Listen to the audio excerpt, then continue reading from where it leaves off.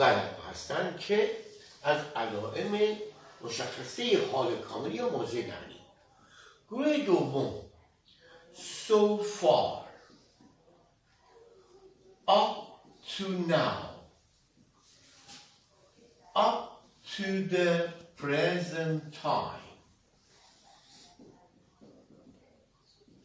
by now until now now that معنی now that میشه حالا که از قبل از now that تا ابتدای جمله هر کدوم رو ببینید میشه تا حالا. هم از علائم شناسایی حال کامل هستن که اینا رو میتونید باش برخورد بکنید. البته میتونید در حال کامل این فرمول هم داشته باشید: فعل زمان حال علاوه صفت علاوه because ادامهش میشه حال کامل. و گروه چهارم وجود قیدهای نظیر once twice three times many times که تعداد دفعات رو نشون میدن. در حال ساده هم اگه یادتون باشه ما اشاره به این قیدها داشتیم، منتها بعد از اینا a day, a week, a month, a year میومد. اینا تنها میان فقط تعداد دفعات رو نشون میدن. پس اگه اینا تنها میگن حال کامل، ولی با a day و a week, a month میان، حال کامل محسوب، حال ساده محسوب میشن. خب یه مثال هم در این مورد براتون بذاریم که اینجا مثالش رو داشته باشیم.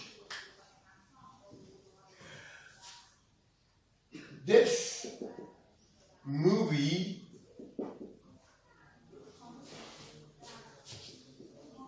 three times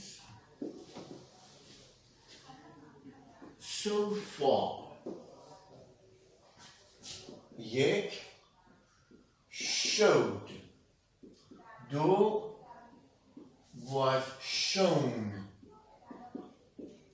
سه will be shown. چهار has been shown.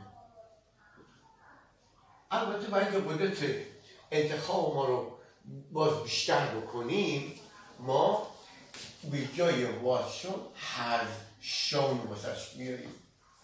خب شو به معنی نمایش دادن، باز مووی یا فیلم نمیتونه خودش نمایش بدن، بنابراین مفعول جمله هست و ازش بپرسیم چه چیزا چه کس را. فیلم را داره که اینجا قید زمان داریم، پس فیلم آمده ابتدای جمله و از حالا در اینجا مجهول ما will be shown داریم و has been shown داریم.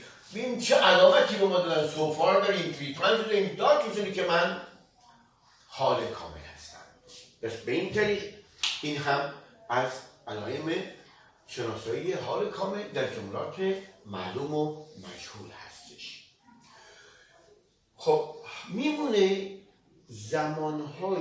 زمان گذشته کامل که به سر جاش رسیدم بعدم توضیح میدم و زمانهای استمراری. از بین استمراری ها فقط 2 تا زمان استمراری است که معمولا به صورت مجهول میتونه نوشته بشه، که حال استمراری که گذشته استمراری که خدمتتون عرض میکنم.